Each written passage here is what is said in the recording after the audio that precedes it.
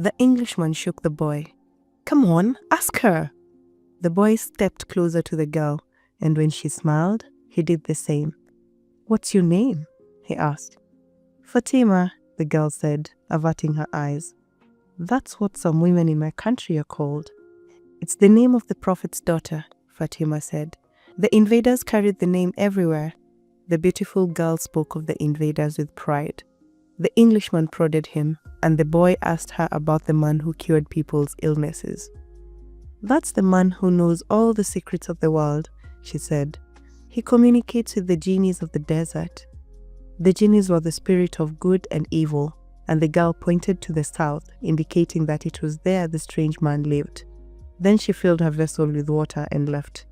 The Englishman vanished too, gone to find the alchemist, and the boy sat there by the well for a long time, remembering that one day in Tarifa, the Levanter had brought to him the perfume of that woman, and realized that he had loved her before he even knew she existed. He knew that his love for her would enable him to discover every treasure in the world. The next day, the boy returned to the well, hoping to see the girl. To his surprise, the Englishman was there, looking out at the desert. "I waited all afternoon and evening," he said. "He appeared with the first stars of the evening. I told him what I was seeking, and he asked me if I had ever transformed lead into gold. I told him that was what I had come here to learn.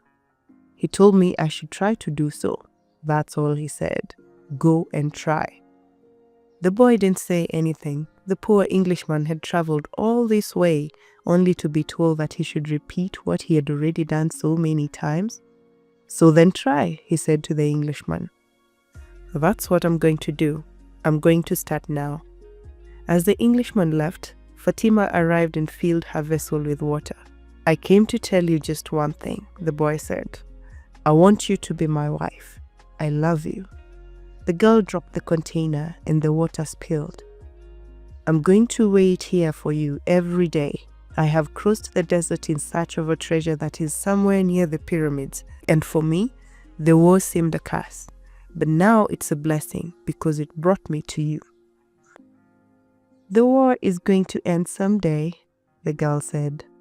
The boy looked around him at the date palms. He reminded himself that he had been a shepherd and that he could be a shepherd again. Fatima was more important than his treasure. "The tribesmen are always in search of treasure," the girl said, as if she had guessed what he was thinking. "And the women of the desert are proud of their tribesmen." She refilled her vessel and left. The boy went to the well every day to meet with Fatima. He told her about his life as a shepherd, about the king, and about the crystal shop. They became friends, and except for the 15 minutes he spent with her, each day seemed that it would never pass. When he had been at the oasis for almost a month, the leader of the caravan called a meeting of all of the people traveling with him. "We don't know when the war will end, so we can't continue our journey," he said. "The battles may last for a long time, perhaps even years. There are powerful forces on both sides, and the war is important to both armies. It's not a battle of good against evil. It's a war between forces that are fighting for the balance of power. And when that type of battle begins, it lasts longer than others because Allah is on both sides."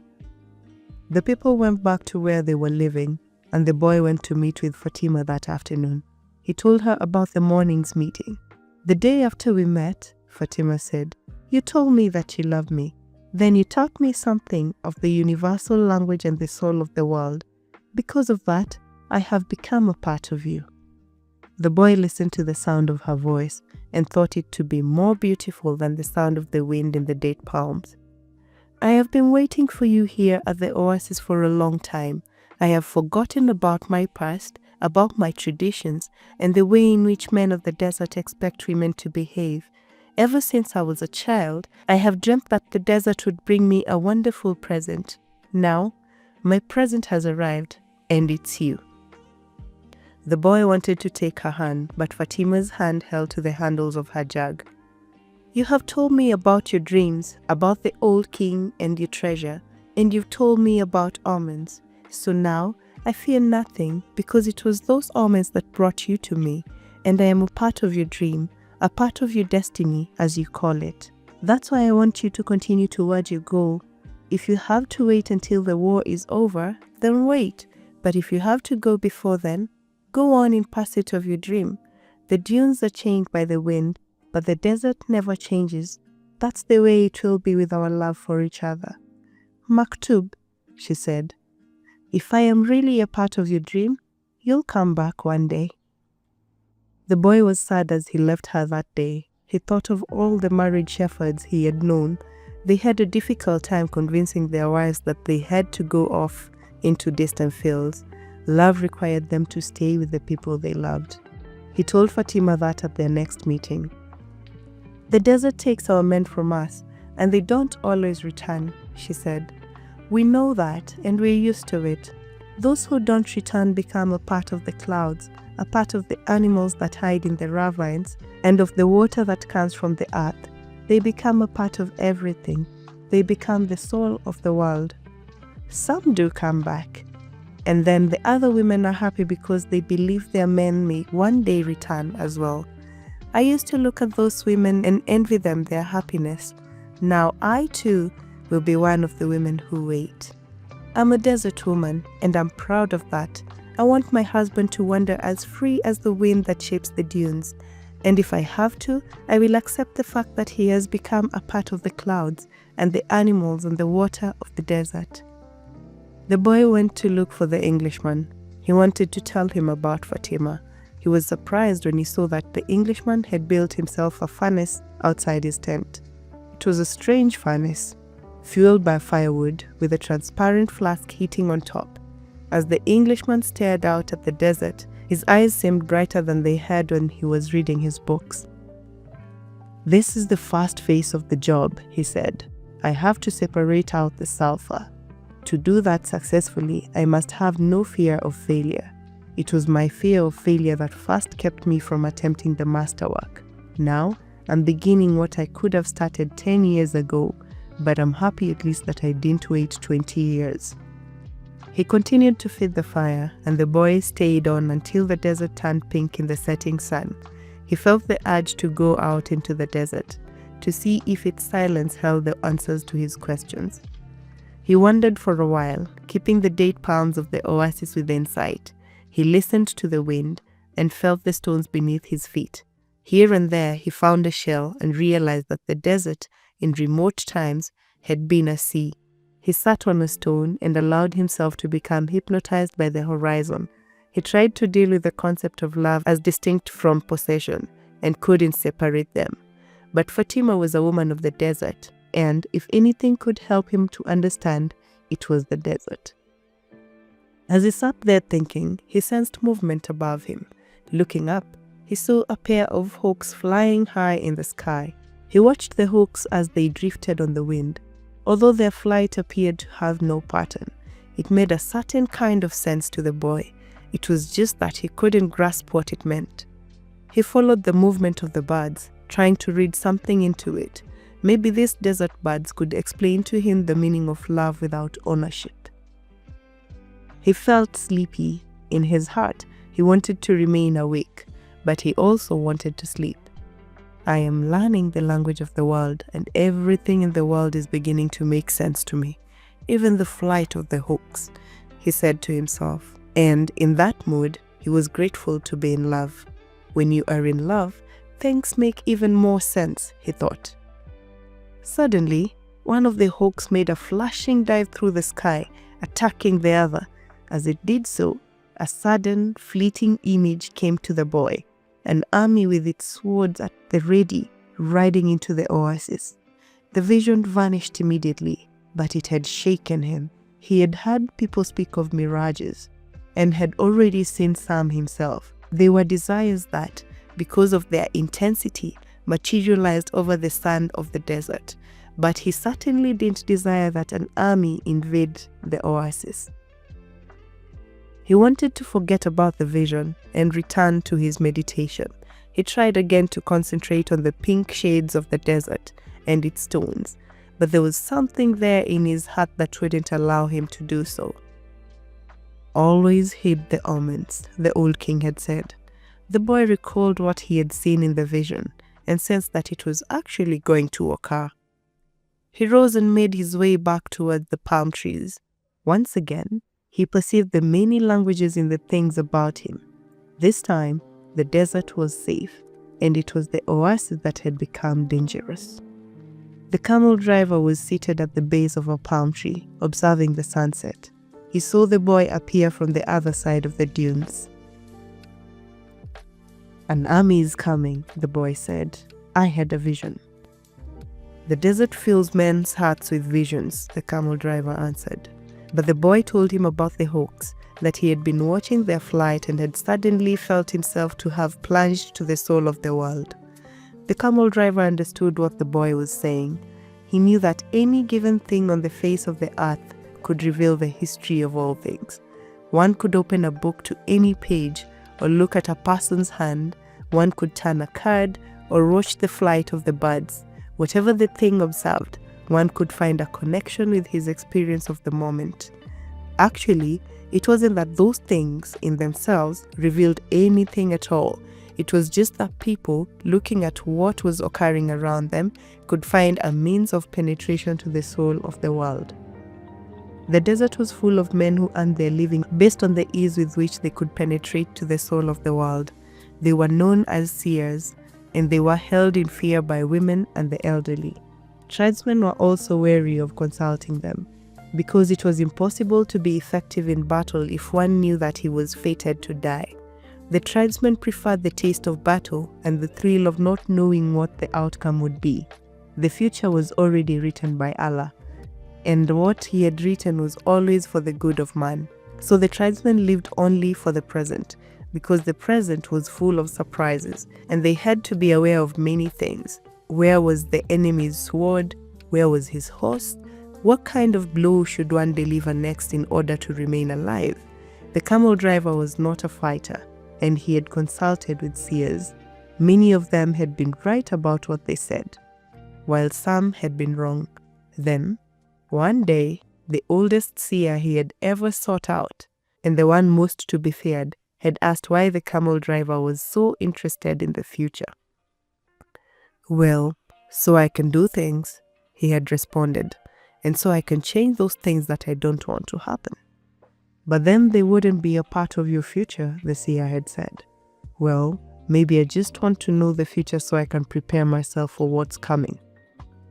"If good things are coming, they will be a pleasant surprise," said the seer. "If bad things are, and you know in advance, you will suffer greatly before they even occur." "I want to know about the future because I'm a man," the camel driver had said to the seer, "and men always live their lives based on the future." The seer was a specialist in the casting of twigs. He threw them on the ground and made interpretations based on how they fell. That day, he didn't make a cast. He wrapped the twigs in a piece of cloth and put them in his bag.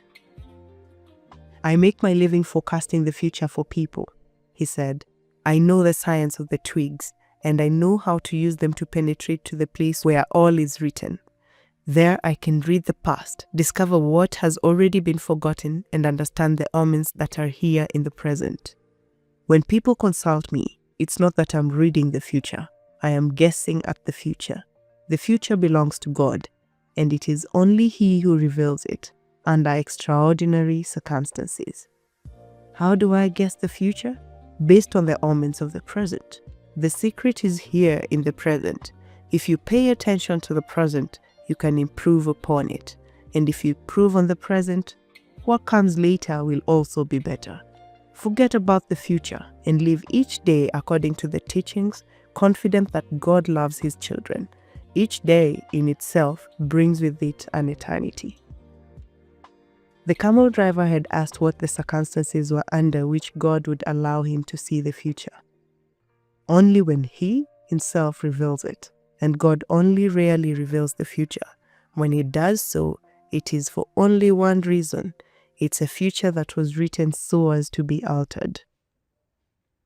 God had shown the boy a part of the future, the camel driver thought. Why was it that He wanted the boy to serve as His instrument? "Go and speak to the tribal chieftains," said the camel driver. "Tell them about the armies that are approaching." "They'll laugh at me.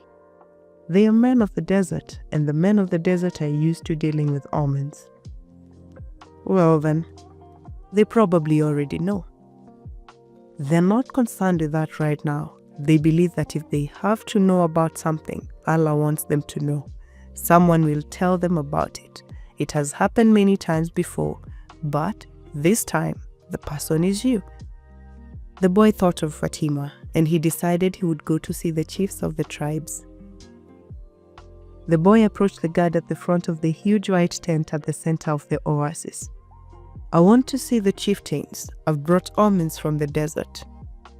Without responding, the guard entered the tent, where he remained for some time.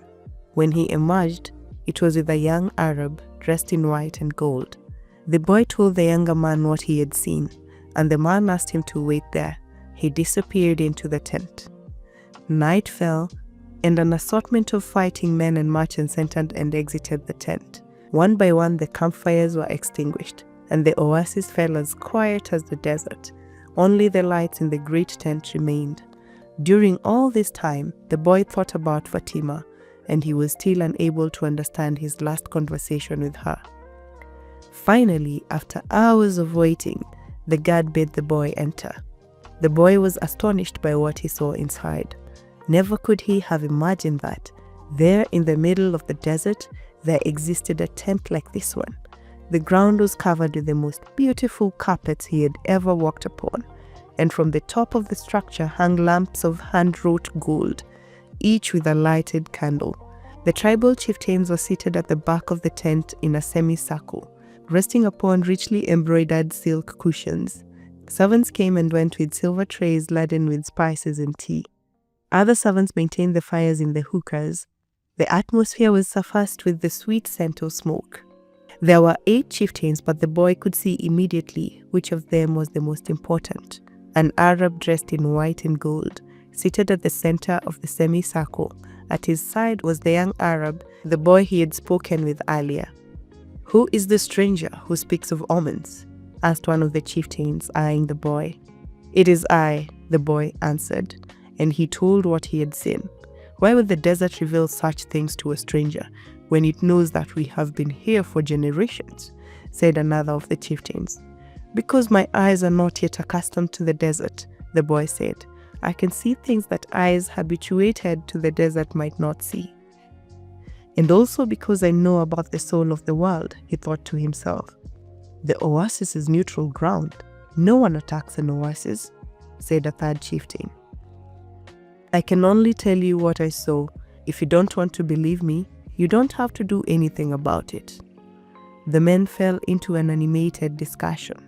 They spoke in an Arabic dialect that the boy didn't understand, but when he made to leave, the guard told him to stay. The boy became fearful. The omens told him that something was wrong. He regretted having spoken to the camel driver about what he had seen in the desert. Suddenly, the elder at the center smiled almost imperceptibly, and the boy felt better. The man had not participated in the discussion, and, in fact, had not said a word up to that point. But the boy was already used to the language of the world, and he could feel the vibrations of peace throughout the tent. Now his intuition was that he had been right in coming. The discussion ended. The chieftains were silent for a few moments as they listened to what the old man was saying. Then he turned to the boy. This time his expression was cold and distant. 2,000 years ago, in a distant land, a man who believed in dreams was thrown into a dungeon and then sold as a slave," the old man said, now in the dialect the boy understood. "Our merchants bought that man and brought him to Egypt. All of us know that whoever believes in dreams also knows how to interpret them," the elder continued. "When the Pharaoh dreamt of cows that were thin and cows that were fat, this man I'm speaking of rescued Egypt from famine. His name was Joseph. He too was a stranger in a strange land, like you, and he was probably about your age."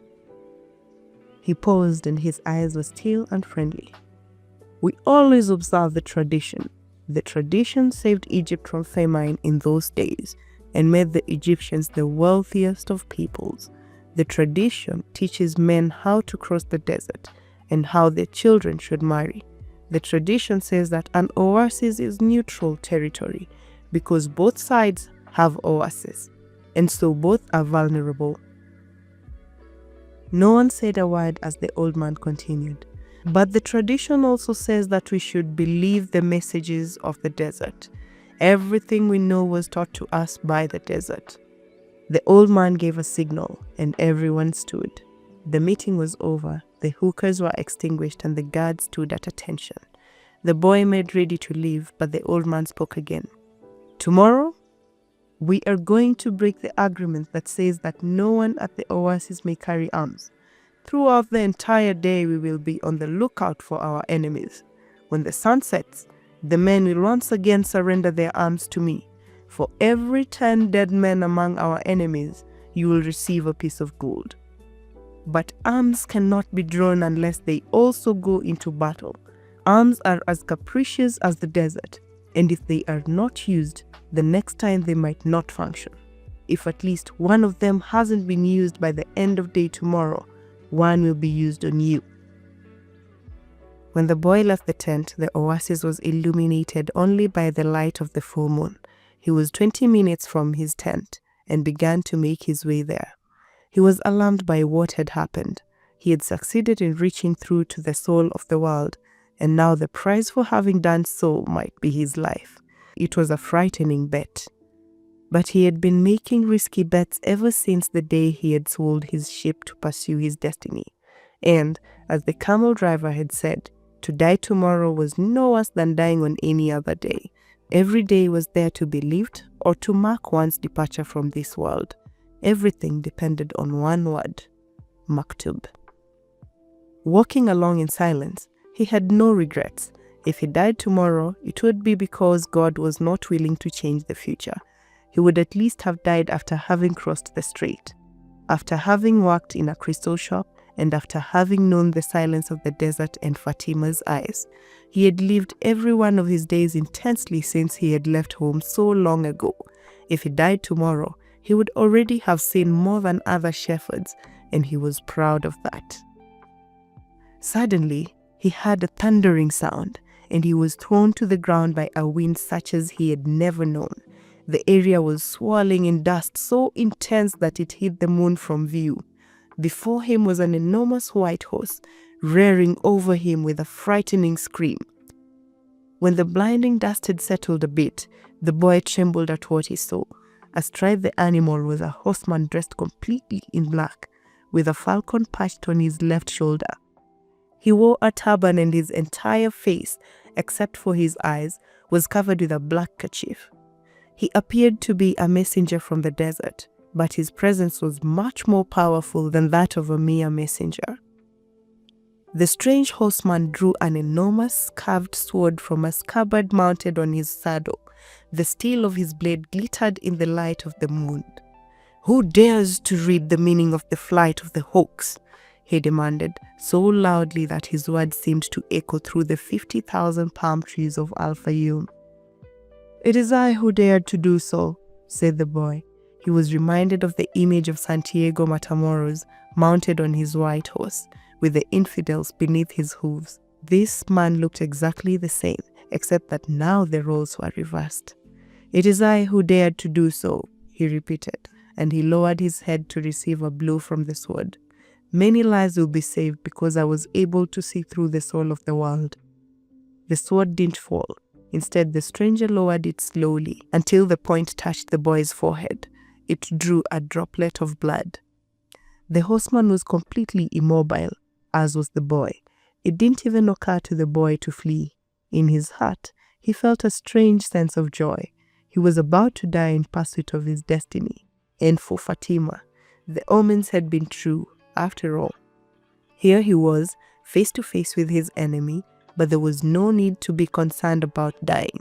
The soul of the world awaited him, and he would soon be a part of it. And tomorrow, his enemy would also be a part of the soul. The stranger continued to hold the sword at the boy's forehead.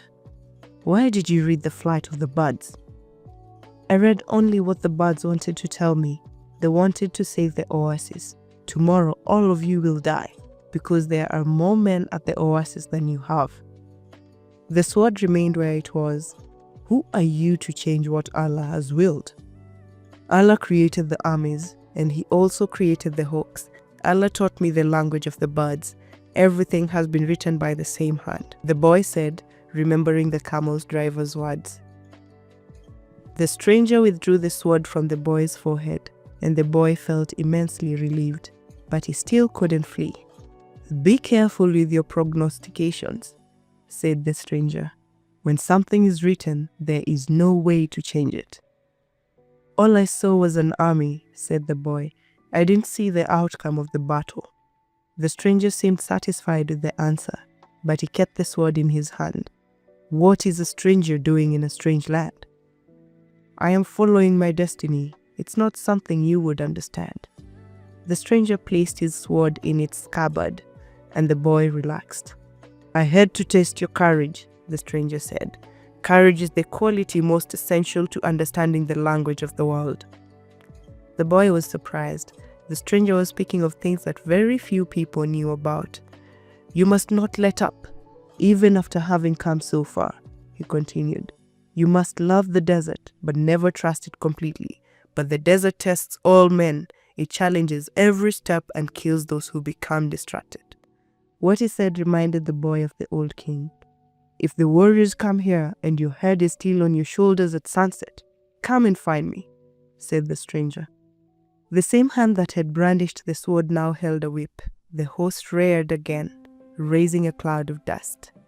Where do you live? Shouted the boy as the horseman rode away. The hand with the whip pointed to the south. The boy had met the alchemist. Next morning, there were 2,000 armed men scattered throughout the palm trees at Al-Fayoum. Before the sun had reached its high point, 500 tribesmen appeared on the horizon. The mounted troops entered the oasis from the north. It appeared to be a peaceful expedition, but they all carried arms hidden in their robes. When they reached the white tent at the center of Al-Fayoum, they withdrew their scimitars and rifles, and they attacked an empty tent. The men of the oasis surrounded the horsemen from the desert, and within half an hour, all but one of the intruders were dead. The children had been kept at the other side of the grove of the palm trees, and saw nothing of what had happened. The women had remained in their tents, praying for the safekeeping of their husbands, and saw nothing of the battle either. Were it not for the bodies there on the ground, it would have appeared to be a normal day at the oasis. The only tribesman spared was the commander of the battalion. That afternoon, he was brought before the tribal chieftains, who asked him why he had violated the tradition. The commander said that his men had been starving and thirsty, exhausted from many days of battle, and had decided to take the oasis so as to be able to return to the war. The tribal chieftain said that he felt sorry for the tribesmen, but the tradition was sacred. He condemned the commander to death without honor. Rather than being killed by a blade or a bullet, he was hanged from a dead palm tree, where his body twisted in the desert wind. The tribal chieftain called for the boy and presented him with 50 pieces of gold. He repeated his story about Joseph of Egypt and asked the boy to become the counselor of the oasis. When the sun had set and the first stars made their appearance, the boy started to walk to the south. He eventually sighted a single tent, and a group of Arabs passing by told the boy that it was a place inhabited by genies. But the boy sat down and waited. Not until the moon was high did the alchemist ride into view. He carried 2 dead hawks over his shoulder. I am here, the boy said. You shouldn't be here, the alchemist answered. Or is it your destiny that brings you here? With the wars between the tribes, it's impossible to cross the desert, so I have come here. The alchemist dismounted from his horse and signaled that the boy should enter the tent with him. It was a tent like many at the oasis. The boy looked around for the ovens and other apparatus used in alchemy, but saw none. There were only some books in a pile, a small cooking stove, and the carpets covered with mysterious designs. "Sit down. We'll have something to drink and eat these hawks," said the alchemist. The boy suspected that they were the same hawks he had seen on the day before, but he said nothing. The alchemist lighted the fire, and soon a delicious aroma filled the tent. It was better than the scent of the hookahs. "Why did you want to see me?" the boy asked. "Because of the omens," the alchemist answered. "The wind told me you would be coming, and that you would need help." "It's not I the wind spoke about, it's the other foreigner, the Englishman. He's the one that's looking for you. He has other things to do first, but he's on the right track. He has begun to try to understand the desert." "And what about me?" "When a person really desires something, all the universe conspires to help that person to realize his dream," said the alchemist, echoing the words of the old king. The boy understood. Another person was there to help him toward his destiny. "So you're going to instruct me?" "No. You already know all you need to know. I am on point you in the direction of your treasure." "But there's a tribal war," the boy reiterated. "I know what's happening in the desert. I have already found my treasure. I have a camel, I have my money from the crystal shop, and I have 50 gold pieces. In my own country, I would be a rich man." "But none of that is from the pyramids," said the alchemist. "I also have Fatima. She is a treasure greater than anything else I have won." "She wasn't found at the pyramids either." They ate in silence. The alchemist opened a bottle and poured a red liquid into the boy's cup. It was the most delicious wine he had ever tasted. "Isn't wine prohibited here?" the boy asked. "It's not what enters men's mouths that's evil," said the alchemist. "It's what comes out of their mouths that is." The alchemist was a bit daunting, but as the boy drank the wine, he relaxed. After they finished eating, they sat outside the tent, under a moon so brilliant that it made the stars pale. "Drink and enjoy yourself," said the alchemist, noticing that the boy was feeling happier. "Rest well tonight, as if you were a warrior preparing for combat. Remember that wherever your heart is, there you will find your treasure. You've got to find the treasure, so that everything you have learnt along the way can make sense. Tomorrow, sell your camel and buy a horse. Camels are traitorous. They walk thousands of paces and never seem to tire. Then suddenly, they kneel and die. But horses tire bit by bit. You always know how much you can ask of them, and when it is that they are about to die." The following night, the boy appeared at the alchemist's tent with a horse. The alchemist was ready, and he mounted his own steed and placed the falcon on his left shoulder. He said to the boy, "Show me where there is life out in the desert. Only those who can see such signs of life are able to find treasure." They began to ride out over the sands, with the moon lighting their way. "I don't know if I'll be able to find life in the desert," the boy thought. "I don't know the desert that well yet." He wanted to say so to the alchemist, but he was afraid of the man. They reached the rocky place where the boy had seen the hawks in the sky, but now there was only silence and the wind. "I don't know how to find life in the desert," the boy said. "I know that there is life here, but I don't know where to look." "Life attracts life," the alchemist answered.